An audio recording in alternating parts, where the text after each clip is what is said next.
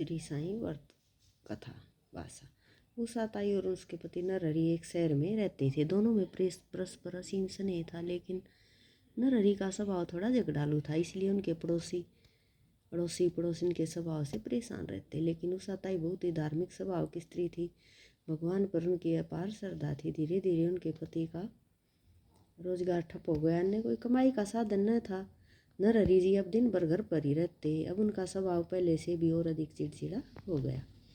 मध्याह्न का समय था, तभी एक वृद्ध बाबा उनके दरवाजे पर आकर खड़े हो गए। उनके चेहरे पर अपूर्व तेज था। उन्होंने दाल चावल की मांग की। उषा ताई ने श्रद्धा से दाल चावल दिए और दोनों हाथों से उस वृद्ध बाबा को नमस्कार किया। वृद्ध ने आशीर्वाद दिया, साईं सुखी रखे। उषा ताई ने कहा, महाराज, सुख शायद किस्मत में ही नहीं है, और अपने दुखी जीवन का समूचा वृत्तांत उनके सामने कह सुनाया।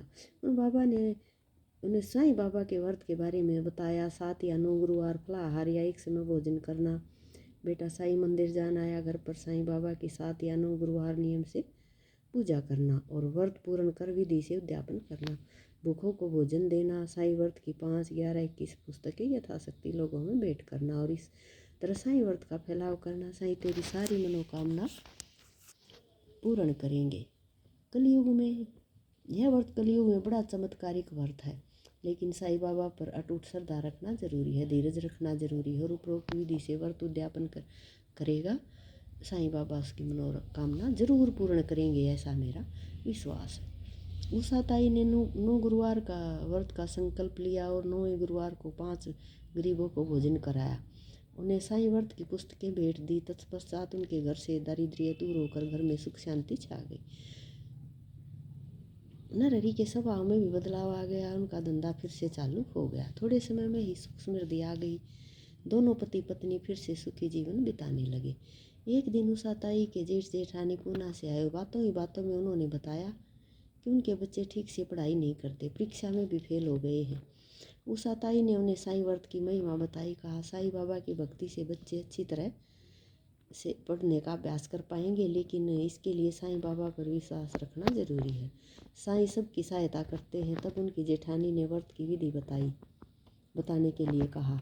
उषा ताई ने कहा, 7 या 9 गुरुवार तक हो सके तो व्रत करते समय साईं मंदिर के दर्शन अवश्य जाएंगे।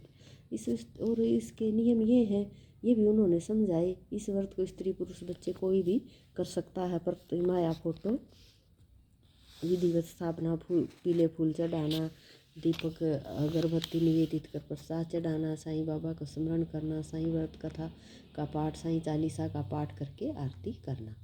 उद्यापन वाले गुरुवार को 5 गरीबों को भोजन खिलाना। फिर साईं व्रत की पुस्तकें अपने सगे संबंधी अड़ोसी पड़ोसियों को भेंट करना। थोड़े दिन बाद पूना से उसकी जेठानी का पत्र आया कि बच्चे साईं व्रत करने लगे और बहुत मन लगाकर पढ़ते हैं। उन्होंने भी व्रत किया था और व्रत की किताबें ऑफिस में बांटी थी। पत्र में आगे लिखा, उसकी सहेली शिवानी की बेटी की शादी साईं व्रत करने से बहुत ही अच्छी जगह हो गई है।